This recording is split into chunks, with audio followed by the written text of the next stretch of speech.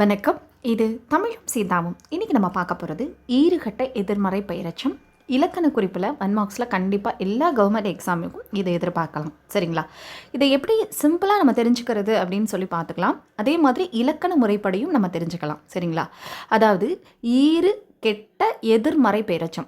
ஈற்றெழுத்தானது கெட்டு எதிர்மறையான ஒரு சொல்லோட பின்னாடி வரும்பொழுது அது பெயர் சொல்லாகவும் வந்துச்சுன்னா அதான் ஈறு கெட்ட எதிர்மறை பெயரச்சம். சரிங்களா? இந்த ஷார்ட் ஃபார்மில் என்ன பண்ணலாம் அப்படின்னு பார்த்தீங்கன்னா, இங்கே பார்த்துங்க, எய்தா பழி. சரிங்களா? 2 சென்டென்ஸ் இருக்கா? சரிங்களா? எய்தா அப்படிங்கிறப்ப எய்யாத. சரிங்களா? எதிர்மறை வார்த்தை. சரிங்களா? அடையாத. பழி அப்படிங்கிறப்ப குற்றச்சாட்டு. அடையாத ஒரு பழி. ஸோ எதிர்மறை எழுத்துக்களும் பழி அப்படிங்கிறப்ப அது பெயர் சொல்லும். சரிங்களா? ஈரானது கெட்டு எதிர்மறையான ஒரு பெயரச்சத்தை கொண்டு முடிவதால் ஈறு கெட்ட எதிர்மறை பெயரச்சம்னு பேர் வந்துச்சு. சிம்பிளாக தெரிஞ்சுக்கணுன்னா இந்த மாதிரி 2 வேர்டு இருக்குதுன்னு வச்சுக்கோங்க. இங்கே பாருங்கள், அறியா பொருள், அறியாத பொருள். சரி, அப்போ இந்த அறியா அப்படிங்கிறப்ப இந்த யாங்கிறத தா அப்படிங்கிற ஈரானது கெட்டு எதிர்மறையான ஒரு சொல் வருது. சரிங்களா? புரிஞ்சுக்கணும்னா அதுதான். சிம்பிளாக புரிஞ்சுக்கணும்னா இந்த மாதிரி 2 சொற்கள் வருது. அந்த 2 சொற்களில் ஃபஸ்ட்டு சொற்களோட ஈற்றில் பார்த்தீங்க அப்படின்னா எல்லாமே பார்த்தீங்கன்னா நெடில் ஆல் இருக்கும்.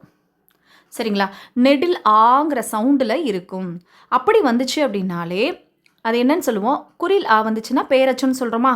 இப்போ நெடில் ஆன் இருக்குது. இப்போ எக்ஸாம்பிள் பார்த்தோன்னா வேண்டாம் அப்படின்னு சொல்லும் போதே நம்ம எப்படி பண்ணுவோம், ஆங்கிற நெடில் வருதா?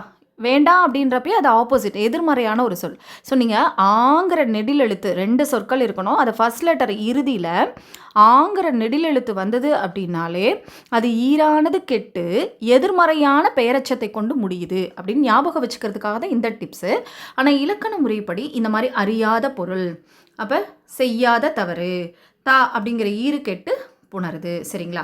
அப்போ பார்த்துக்கோங்க, எதிர்மறை அந்த வினை வேர்ச்சொற்கள் ஈற்றெழுத்து கெட்டு ஆங்கிற எதிர்மறை பெயரச்ச விகுதியும் ப்ளஸ் பெயர் சொல்லும் வருவது. இந்த 3 தான் நீங்கள் தெரிஞ்சுக்க வேண்டிய இலக்கண முறைப்படி நீங்கள் தெரிஞ்சுக்க வேண்டியது இதுதான். சரிங்களா? ஸோ எதிர்மறை, ஆங்கிற எதிர்மறை பெயரச்சம், இறுதியில் பெயர் சொல். சரிங்களா? இந்த 3 வருவது தான் ஈறு கெட்ட எதிர்மறை பெயரச்சம். ஸோ சிம்பிளாக புரிஞ்சுக்கணும் அப்படின்னா நல்லா தெரிஞ்சுக்கோங்க. 2 சென்டென்ஸ் இருக்கும். அந்த 2 சென்டென்ஸில் இந்த வார்த்தைகள் எல்லாமே பார்த்தீங்க அப்படின்னா எல்லாமே ஆங்கிற நெடில் சவுண்டில் இருக்கும். சரிங்களா?